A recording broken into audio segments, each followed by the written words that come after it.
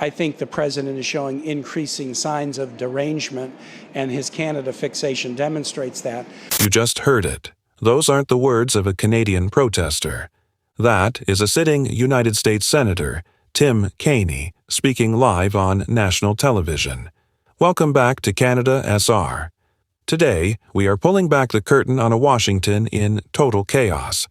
While Donald Trump spends his weekends posting AI-generated videos of himself beating up Canadian hockey players, the adult in the room, Mark Carney, is quietly building the alliances that will ensure Canada survives the immaturity of the current White House. In this special investigative report, we dissect the moments the mainstream media missed.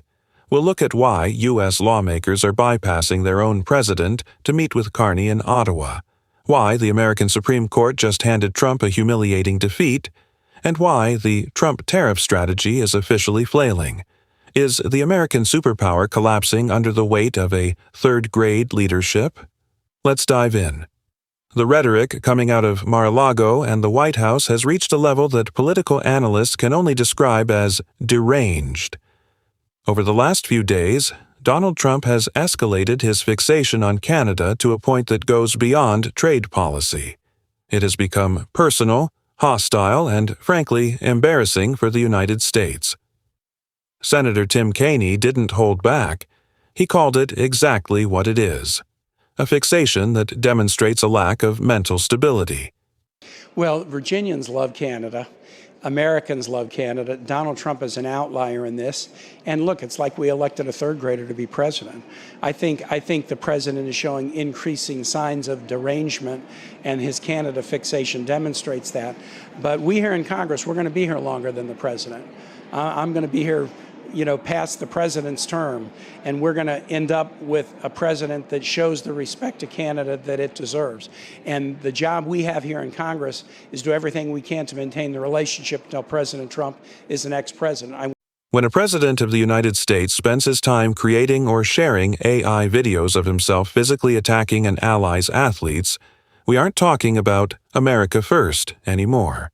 We are talking about a leader who has lost the plot. But why Canada? Why now? The answer lies in the absolute failure of the Trump economic machine.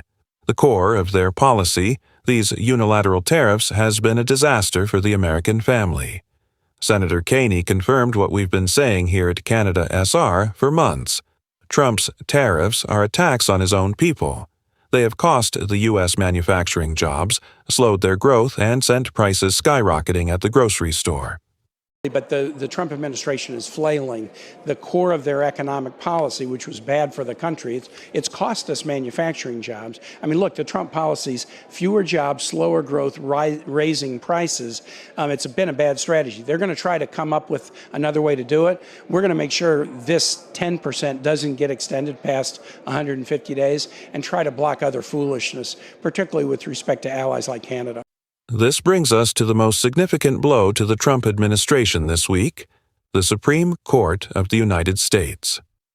In a landmark ruling, the court stood up for the rule of law and against the unilateral overreach of the executive branch. They made it plain: the president does not have the power to just put a tax on commerce whenever he feels like it. It was a humiliating rebuttal to a president who thinks he is a king. While Washington flails, Canada is showing the world what real leadership looks like. Senator Kaine revealed a detail that should make every Canadian proud. He has traveled to Ottawa twice in the last year specifically to coordinate with Mark Carney and the Canadian government. I went to Ottawa twice last year to interact with PM Carney and others in the Canadian government to talk about how we've just got to do our best to maintain this relationship until we get past the immaturity of this president. Think about the significance of that. U.S. senators are traveling to Canada to figure out how to maintain the relationship and protect trade until they can get past what they call the immaturity of their own president. They aren't going to the White House for answers. They are going to Mark Carney.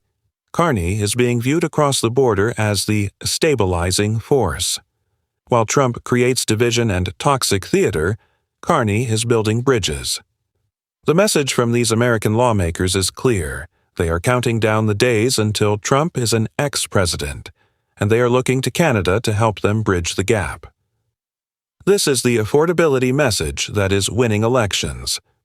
While Trump ignores the housing crisis, healthcare costs, and energy prices to focus on AI videos and Twitter feuds, the Democrats and Canadian leaders like Carney are focusing on the results.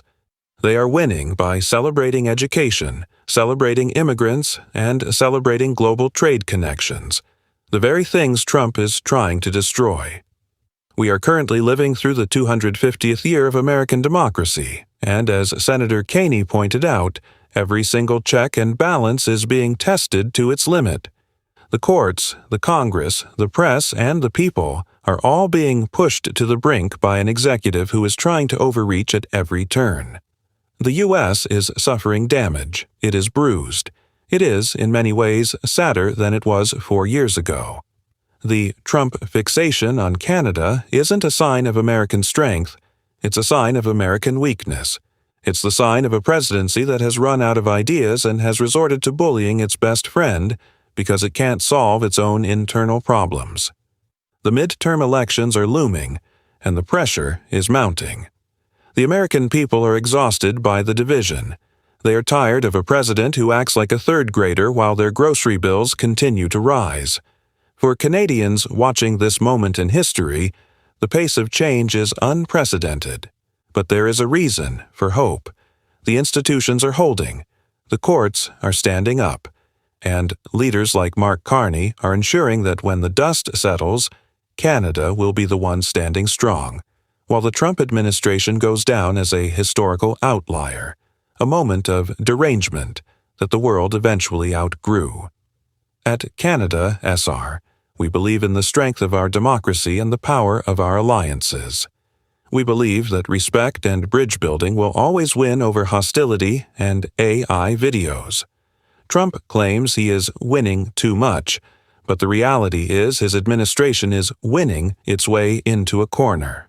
With a 60% disapproval rating and a Supreme Court that has stripped him of his tariff powers, the Trump show is nearing its final episode.